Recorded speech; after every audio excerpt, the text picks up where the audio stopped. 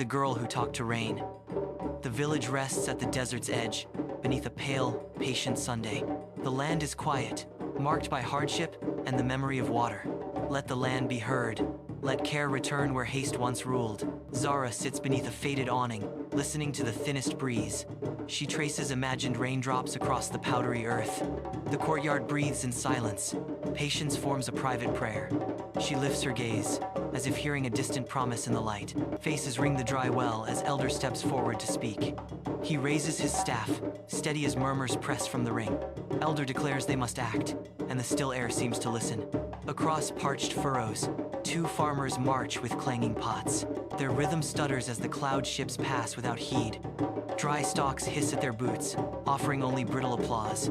They pause, breath high, the clouds continuing their slow voyage. Three merchants heap brush into bonfires along the quiet lane.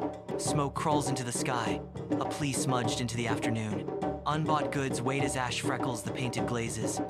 They share a quick look, then add more brush to the flames. Pre-dawn silence blankets the hill as Zara keeps her long, patient vigil. Her eyelids grow heavy, yet her attention stays steady on the horizon.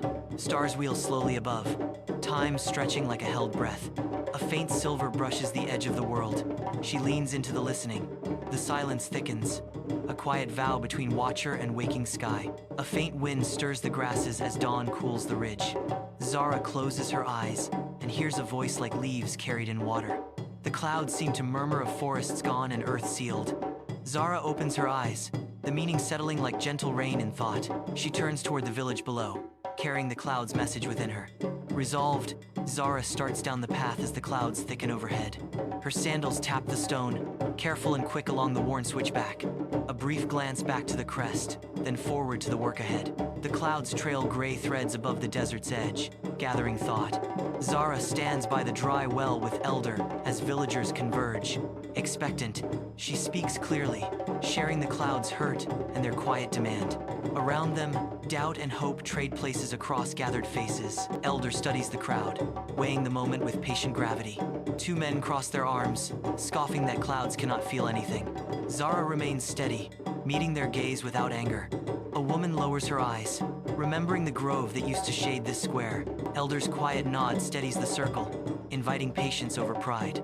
Zara arrives at a shaded porch, greeting Elder with a calm nod.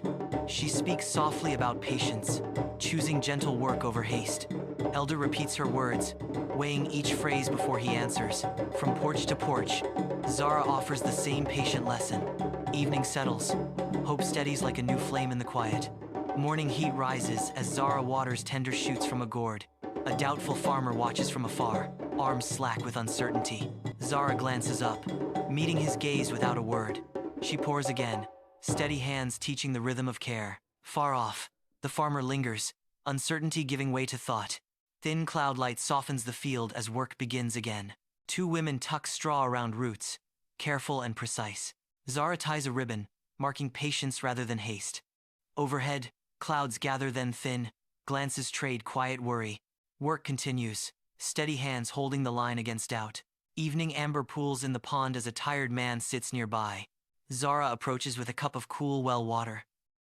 He accepts, some of the day's weight easing from his brow. Dragonfly skims, hope lingers, small and bright. The field exhales, work pauses, but resolve remains. Zara wakes to stillness and listens at her window. She steps onto the roof, breath frosting faintly. Her gaze searches the gray for the faintest approaching sound. Far off, she senses a soft patter like distant footsteps. She readies herself, heart steady, for whatever arrives.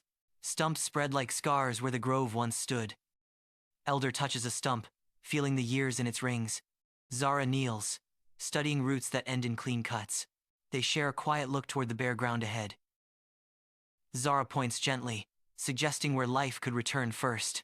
Work begins where soil shows through between stones. Zara lowers the sapling, aligning its roots with care. Elder tips the jar, letting a careful trickle settle dust. Villagers lift and carry, clearing a patch of open ground. Zara pats the soil, firming hope around tender roots. Tiles lift to reveal soil that breathes beneath the lane.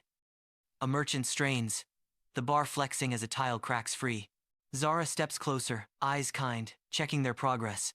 They share a brief glance, resolve replacing doubt. A breath of wind skims the road, lifting a faint dust veil. At the low field, a shallow basin begins to take shape. Zara's palms press the edge, shaping a clean curve. Elder adds stones, locking the shape like careful stitches. Teenagers lift and toss, deepening the center by degrees. A jar spills. Mud blooms into the shallow bowl.